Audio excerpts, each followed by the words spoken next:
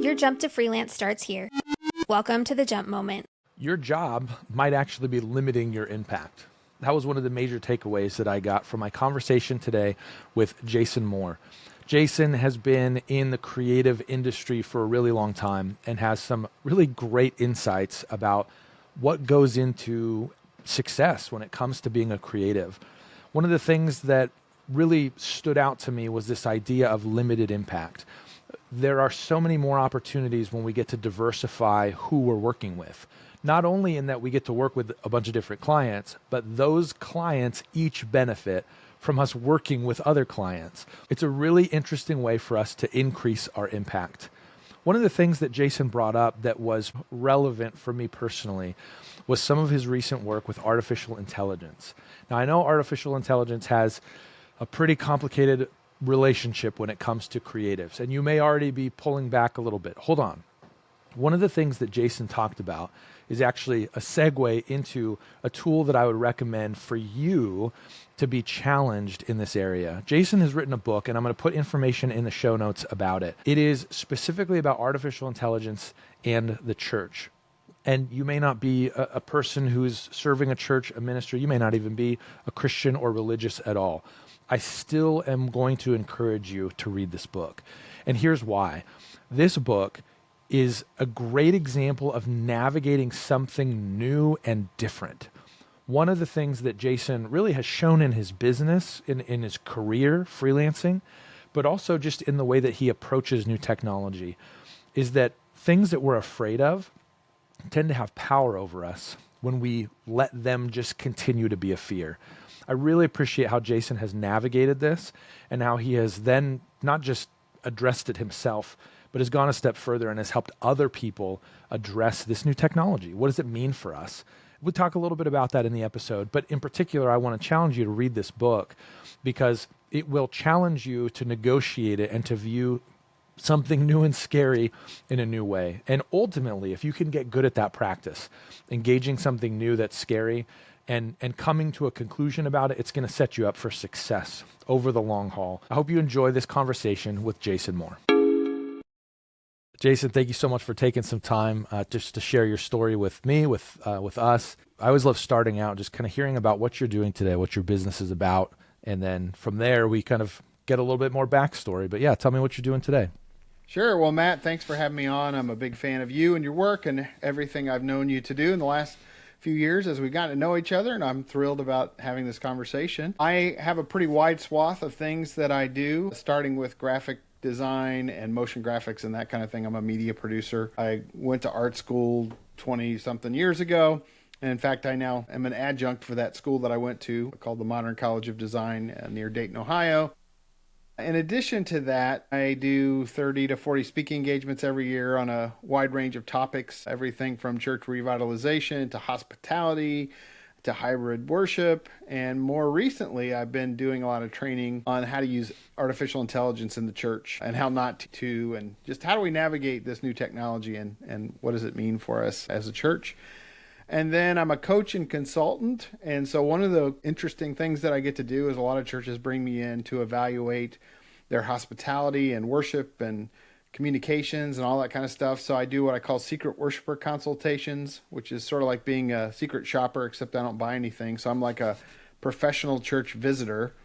And I just take extensive notes as I look at a website, curb appeal, signage in the building, kids ministry, unspoken rituals and worship and all that.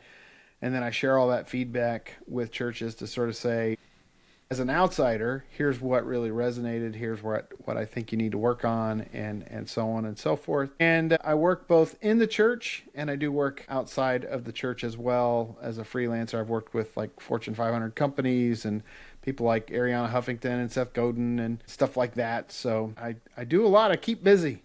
Yeah, so that's great. That's kind of what I'm up to these days. Yeah, one of the things I've always loved is sort of peering into the diversity of what you're doing. I think part of the appeal of freelance is that can happen.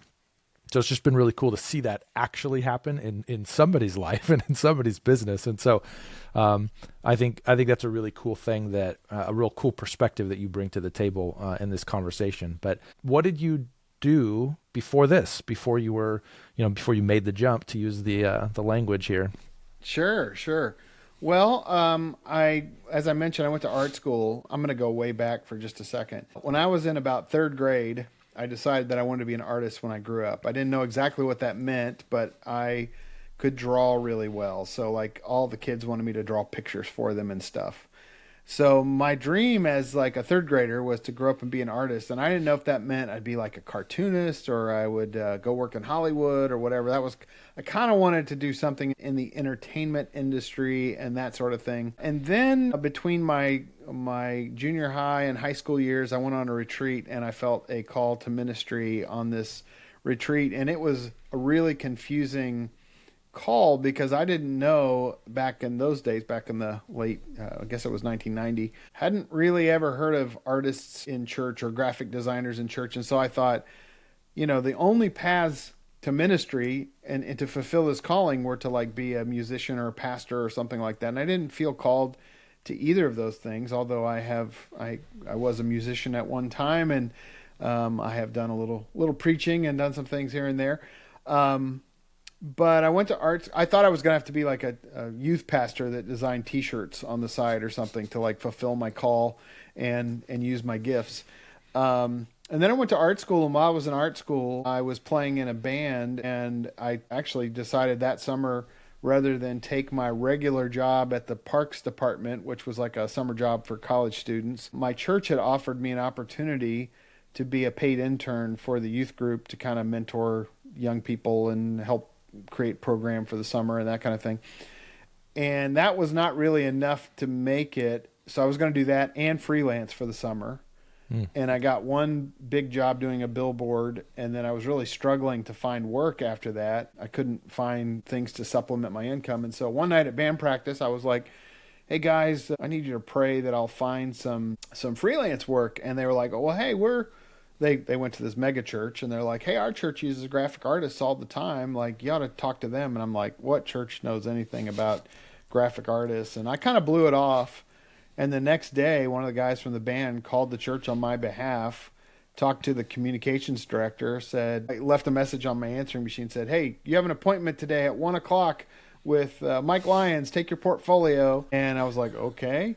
And that started an internship, which ended up, they were doing a national search at the time for an art director, flying people in from all over the country. I was an first year art school student, and they gave me a couple freelance jobs, then turned that into an internship. And then they said, well, we're going to interview you too for this position.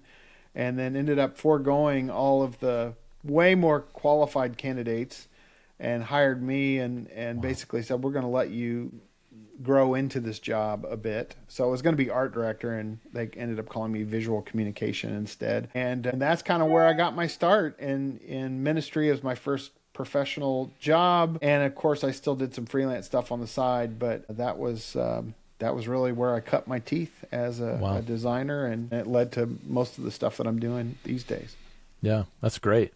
So then there had to have been some decision to kind of leave that starting point. What did that look like? Was it an event or a situation, mass layoffs? That seems to be a common story. Like, yeah. What was it that kind of prompted you to make the jump? Well, one of the things that is hard about working in a church environment is that you work with people who don't really fully understand your gifts and your skill set and all of that, but they think they do. So I really loved my time there. I was there for about 3 years.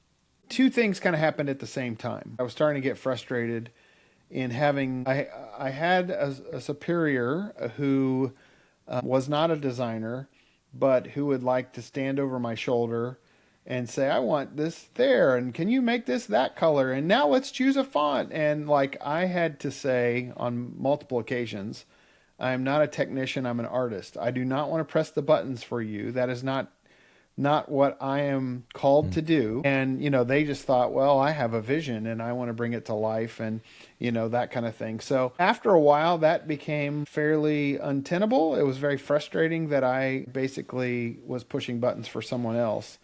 At the same time, I started seeing some opportunities for freelance. And then there used to be a national newspaper for the United Methodist Church, which is where I do a lot of work.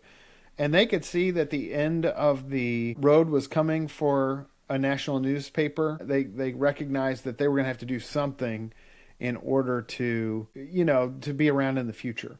So they were interested in having a conversation with me and another media person about starting something within their organization, basically starting what they called a strategic business unit to create media resources. And this was all the way back in 2000, so it was pretty early on, but to help those early adopters who were using screens use technology. So my jump point was I had a little bit of a lifeboat before I really jumped into the water, meaning that I was leaving the local church that was a very influential church. And, it wasn't all bad, but it was definitely getting to the place where it was like, this was sort of frustrating. I also really have a passion for helping people learn how to use tools and the coaching, teaching, and we were doing conferences on that. And I wanted to do more of that. And you can't really serve the local church very well and also be out, coaching and consulting and that kind of thing. So there was this sort of perfect storm of events that this other sort of investor said, we'd like for you to come work with us and we'll invest in you and we'll buy equipment and give you space. And then you create these media resources, and did that.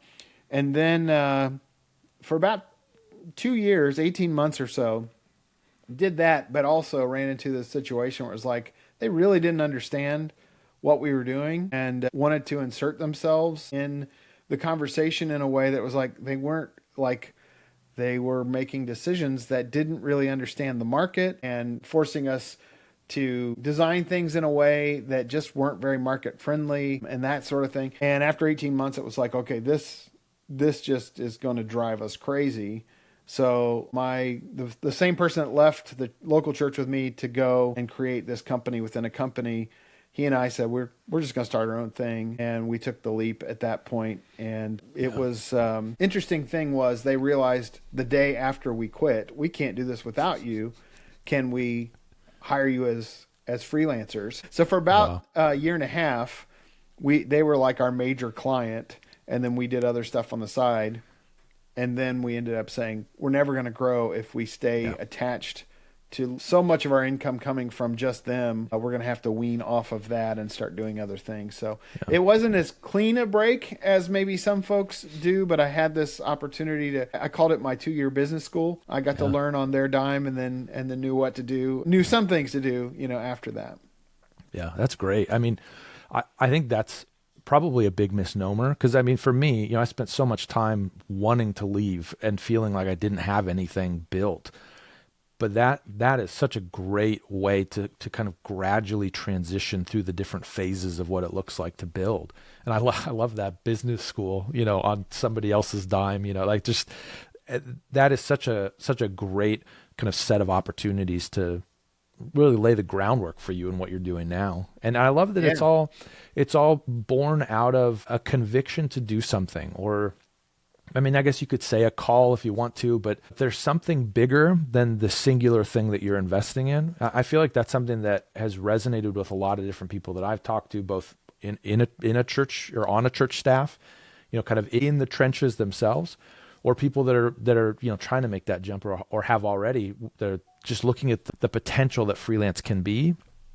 And there's something really powerful about that diversity, which I think is it's so reflective throughout your story and even what you're doing now, But was there kind of a point of resistance for you? Like, I know for me, I wrestled a lot for a long period of time, and circumstances kind of, I wouldn't say I made the jump to freelance. I would say I sort of was like pushed into freelance in a sense, like the circumstances kind of demanded that was the response. Yeah. Would you say that there was a resistance for you, or was it kind of, we'll just kind of go through each door as it opens? Yeah. It's sort of a both and. I think one of the scariest things of all for me was just having that regular source of income. Probably more than anything, like insurance, like how do you handle that? Fluctuating income. I mean, you can have periods where it's just going like gangbusters, and then you can have periods where things are a little tight, and that sort of thing. So the stability aspect of it, the person that I started my ministry today, my company, Midnight Oil, which I bought him out in like 2010, 2011. So I've been on my own for quite a while. But when he and I were beginning the thoughts of starting our own company, interestingly enough, we had a whiteboard that we filled out when we were at the church talking about what would it take for us to start our own company. And we were like, if we could get 10 churches to give us $10,000, that would be enough for us to cover what we're currently getting salary-wise and all this kind of stuff. And we had all these questions, and we were all excited about the possibility. And here's the ironic thing. The pastor of that church hired the two of us to do a video. His son was a baseball player, and they wanted to do a little recruiting video, but with like animation and special effects and stuff in it. So we did this. This was the first kind of big freelance project we had done together, and we loved kind of collaborating in that way and just sort of doing our own thing. That led to this whole conversation about, our superior here, great person, really creative, but now that she is our supervisor, doesn't know where the lines are. But gosh, when we're doing this freelance thing together, we could we were having a lot of fun, and we were getting paid for it, and it was cool. So anyway, we mapped out sort of like what would it take, and the risk just seemed so high. Yeah. And then all of a sudden we had this other opportunity. It was like, we'd like to bring the two of you to Texas to start this company within our company. And so it was like, well, hey, we'll let them pay for everything. And I mean, we were all in, but anyway, so there was the resistance of just sort of knowing, what does stable income look like? How are we going to do insurance and all that kind of thing? Even being 23 years into this now, my constant fear and stress, I mean, I feel it today. It's the beginning of the year, is I am not as great. I don't like sales. I do not love the finding work. I love doing work. I don't love trying to find it. So that was another, how are we going to get the clients? I have the skills, but trying to find the people. And because we had that 2-year gap bridge, business school thing, we didn't have to think about that so much. But once we were on our own, we kind of had to figure out how many events do we need to do? How much product do we need to sell? What are our products going to look like? What does freelance, for various organizations look like, and all that kind of stuff.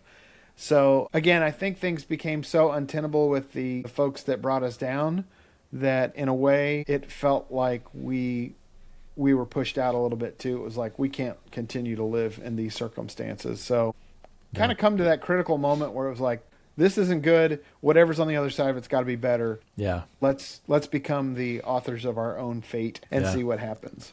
Yeah, I love it. That's good. So you've been doing this for a while now, and it's encouraging to me, who's further behind, to hear that some of the things I'm wrestling with today are similar to what I was wrestling with a couple years ago when I was, launching all of this stuff.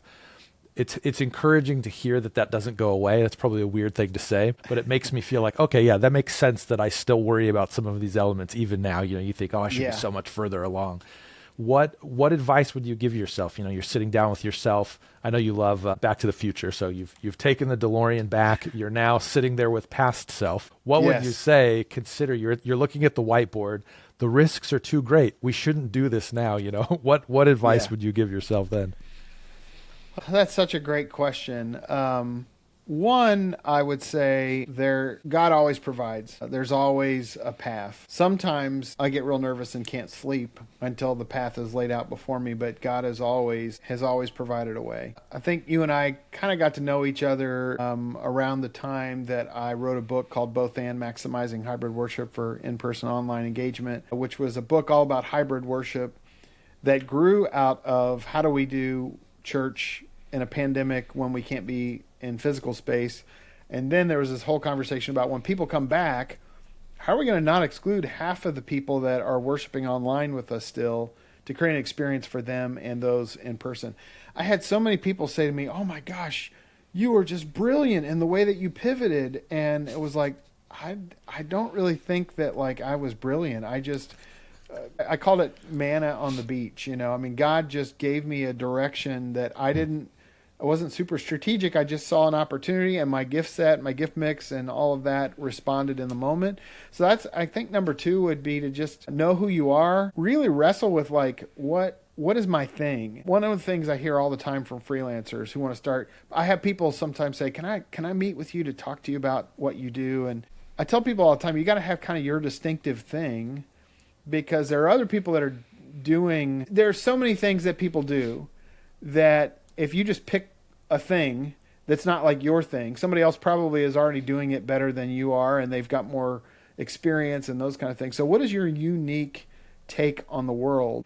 And then to build your business around that, So for me, for the longest time, it was kind of collaborative creative worship, and like, how can I build tools and resources and training and all that kind of stuff around that. Of course, during the pandemic, my skill set lined up with what was happening at that moment, and I started creating trainings and resources, and wrote a book and all that kind of stuff on that. And that's been true with my latest phase, which is AI. As AI kind of came on the scene, I was curious about it, really wanted to learn the ins and outs of it, but then also help the church navigate it and so on. So I think I would go back and tell myself, just keep your eyes open and don't try and copy somebody else's, don't bootleg somebody else's material or their strategy or whatever. Not that we can't learn from what other people are doing, but I see too many people try to employ somebody else's thing, and it's not really theirs, and they're not successful at it, and they can't figure out why. And I think it's partly because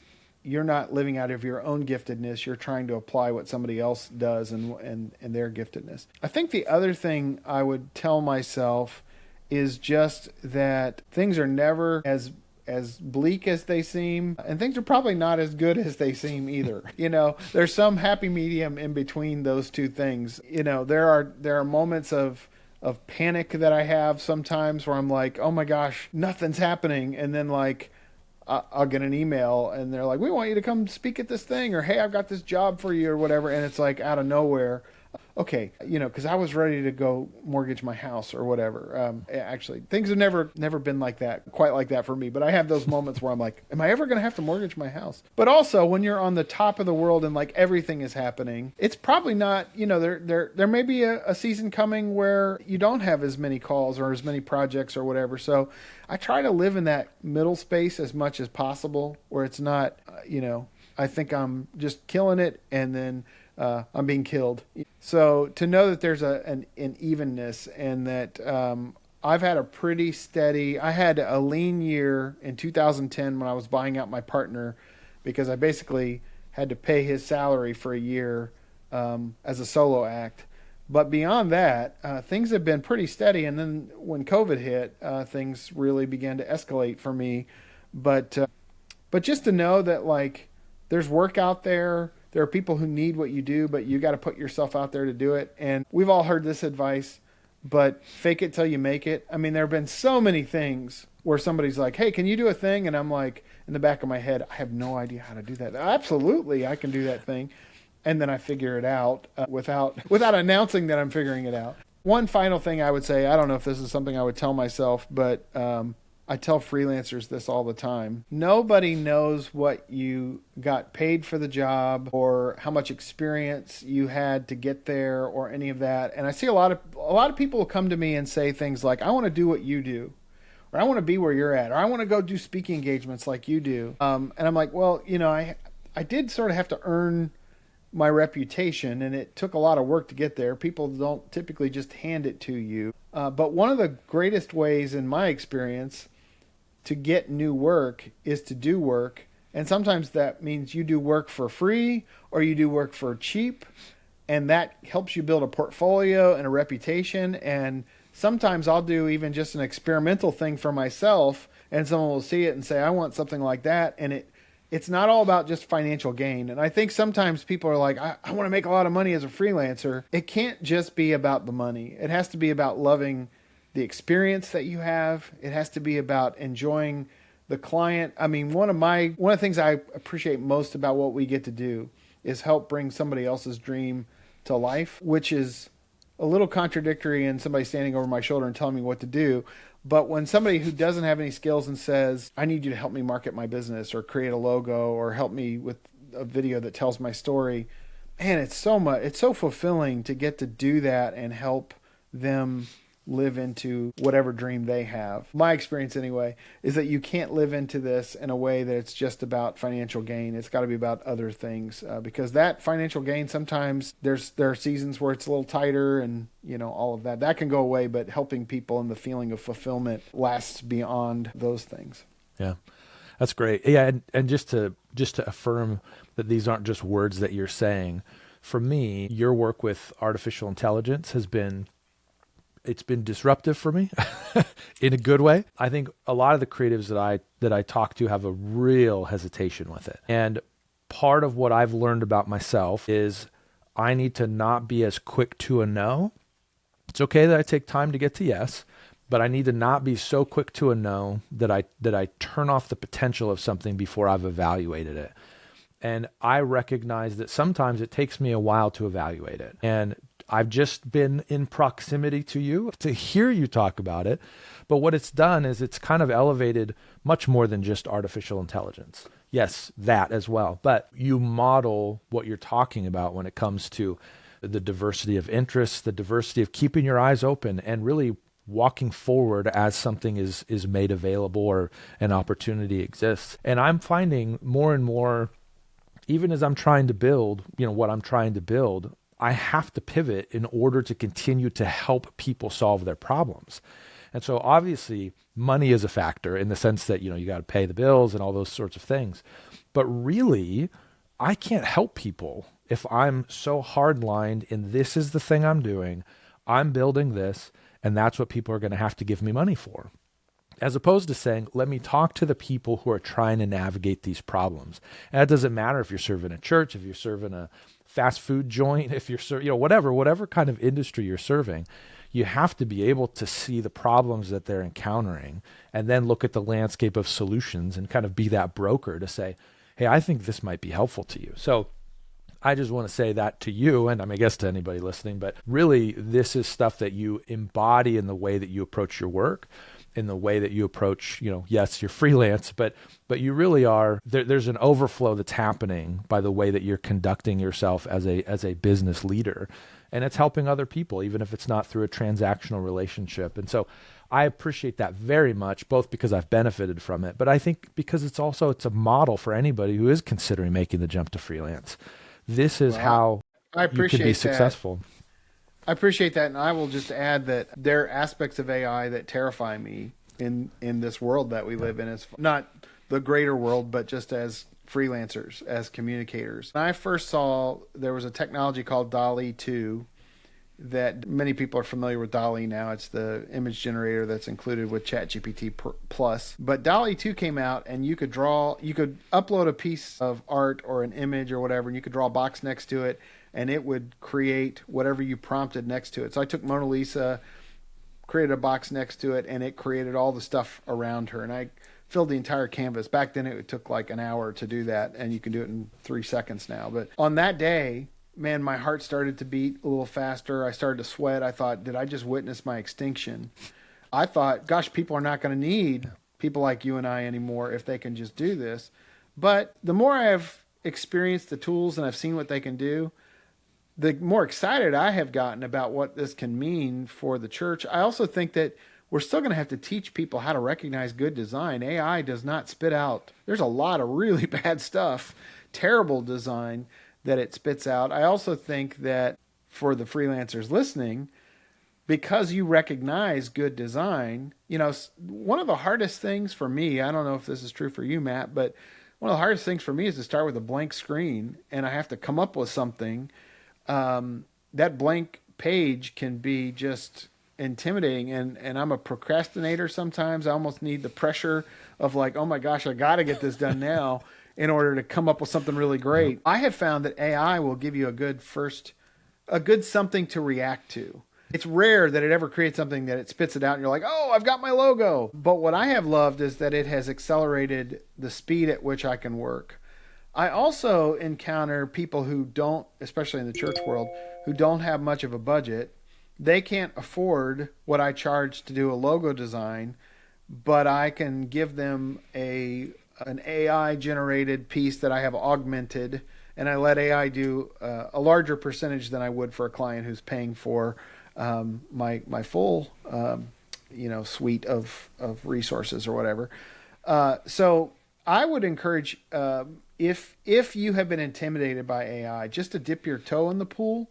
I share in the book that I wrote on this topic an experience I had as a kid where my dad took me on a roller coaster when I was probably too young to go on a roller coaster, and it scared the heck out of me. And for the next 15 years, I never got on a roller coaster again, because all I could remember was that feeling of weightlessness, and just I didn't like it. And I had friends all throughout my junior high and high school years that were like, "Come on, go on this roller coaster." I'm not doing it. And then when I was like 19 or something, 20, I went to a theme park with my boss at the church I was talking about at the time.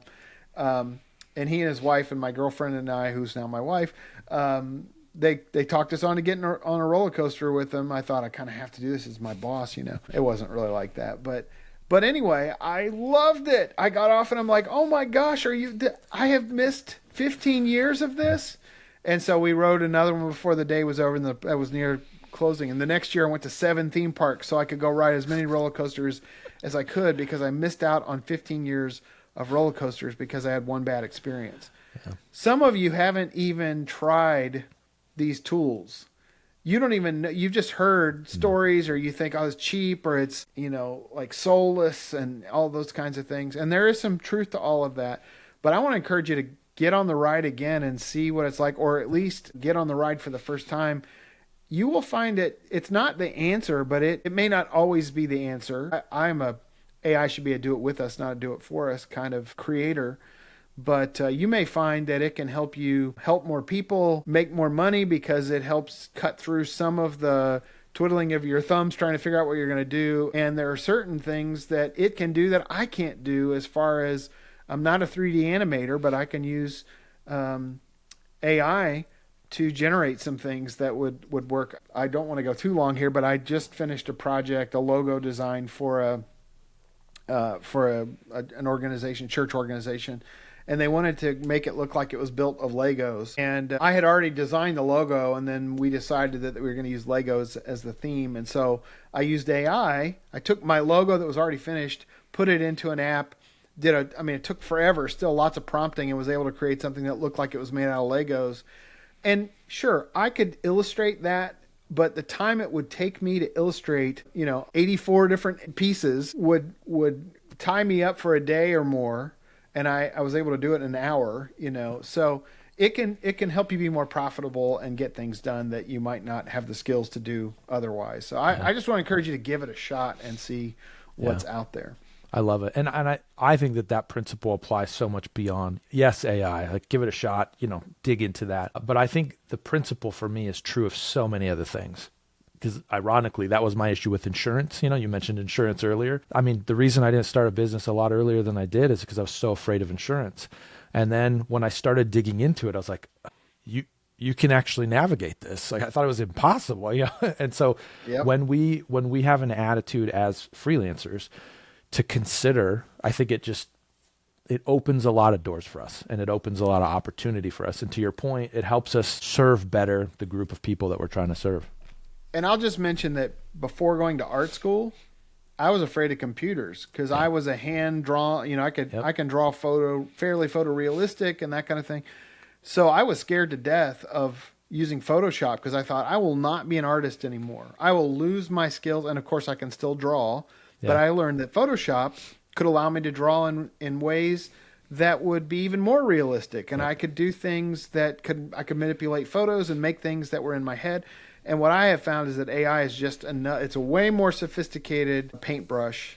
It's more sophisticated than just Photoshop was. And so don't be afraid of it just because it's new and different. Yeah, that's great. Man, there's so much to unpack. I'm excited actually to edit this, because I get to listen again to the different pieces of this. But Jason, thank you so much for giving us your time and sharing insights. I'm really excited to see how your jump moment is going to impact people who are on the fence. Well, thanks, Matt. Again, I appreciate what you're doing. There's a lot of fear in that jump moment, but I haven't skydived, but I know others who have. and the ride down is supposed to be pretty incredible from everything I've heard. It's worth the fear of actually jumping out of that plane. So I want to encourage those of you to lean in. And if you're interested in exploring more about the AI stuff, I did write a book. You can go to AIinthechurch.ai and pick it up if you're interested, but it'll help you navigate all the various things. But thanks for having me on, Matt. I appreciate Yeah, you it. bet. I really appreciate Jason's encouragement to us to navigate uncertainty and in some ways, trust that the road will unfold as you move forward. So often we get stuck in our jump to freelance and really we prevent our jump moment because we're afraid of not knowing all of the path.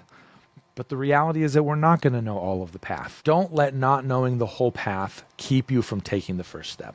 Thanks for listening to The Jump Moment. To find support for your jump to freelance, join our community at jumptofreelance.com.